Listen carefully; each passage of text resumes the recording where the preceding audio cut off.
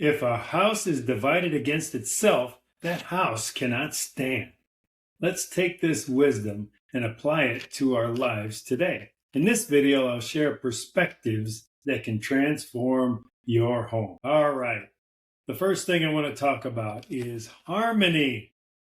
Harmony. The first step is to focus on harmony. No matter the circumstance, the other person is for you. I can't stress this enough. You're going to, and I have encountered, and you're going to encounter situations if you're with someone, if you're married or you're in a relationship, where you're going to disagree. You're going to feel disrespected. You're going to feel unloved. You're going to feel misunderstood. It's going to happen. But think about this. Always focus in on harmony. Make that your foundation.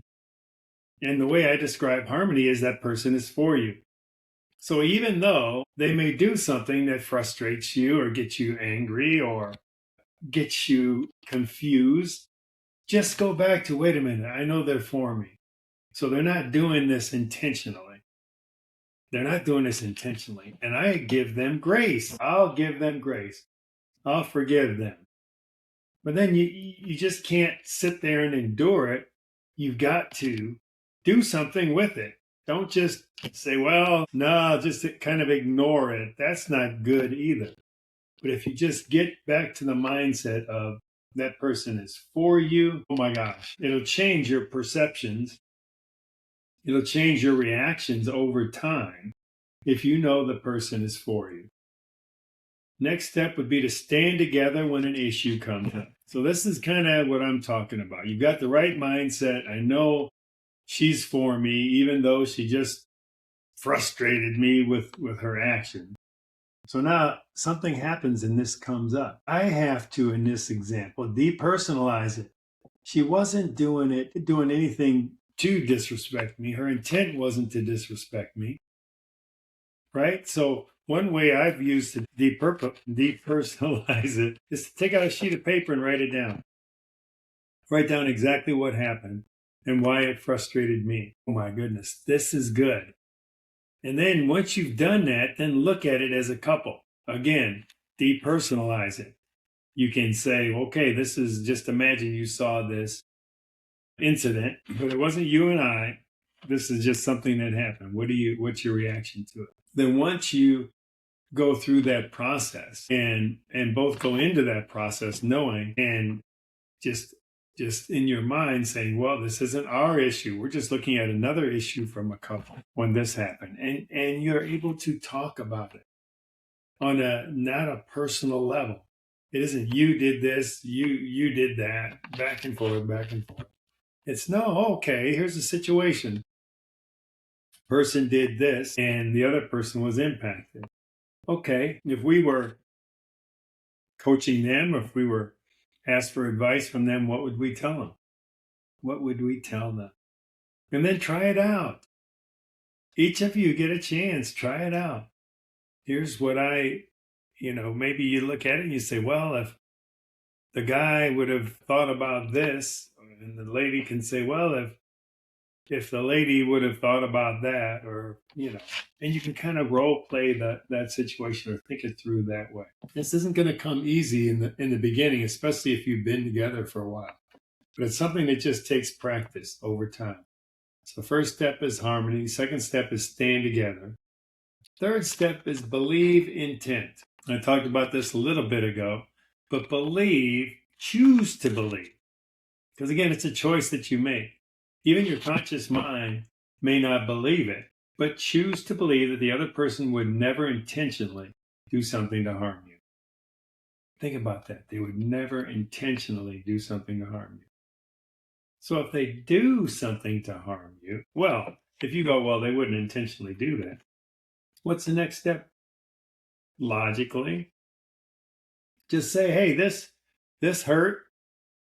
And I know you wouldn't intentionally do anything to hurt me, but this hurt. And here's why. And when you're thinking through that, back to the previous step, if you write down, I think you're going to realize, just like I've realized many times, that oftentimes it's a me issue. If I was hurt by something that somebody else did, It isn't because of specifically what they did. They're just the messenger. I've got the trigger. I've got the ammunition in me. So it's something that I can trace back to my past. And I will look at that and say, wow, I think I understand. I could have handled this a different way. I didn't have to react the way I did, for example. The next thing is don't blame. Final point, don't blame. Never blame the other person for your reaction. Own it.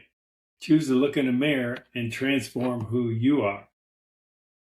And I say start here. This may sound, I don't know, I'm just going to say it. If you take every situation and say there is nothing that another person can do or say that will hurt me or get me upset, whatever. Only I allow myself to be hurt by something another person says. Only I allow myself to be hurt by something someone else has done. If I allow it, it can happen. But I can't blame the other person. I've got to look in the mirror and then transform who I am. It's so beautiful because God loves each and every one of us. He doesn't have any grandkids. And He created each of us wonderfully and perfectly, just the way we are. So I think this whole thing is really, really to sacrifice self when it gets down to it. If you want to keep a house from being divided, then take these steps. Recognize that a house, if it's focused on Jesus and not on the other person, you have a much better chance of not being divided. Because if you're both looking up to Jesus and He's the role model, then you can encourage each other. When one or the other does something or says something that is modeling Jesus' behavior, you give them a pat on the back. You encourage them, you smile, and you give them a hug, whatever it may be.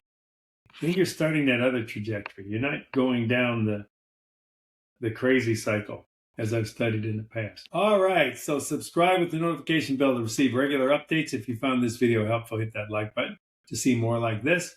Comment down below. This can be questions or answers to a question you asked.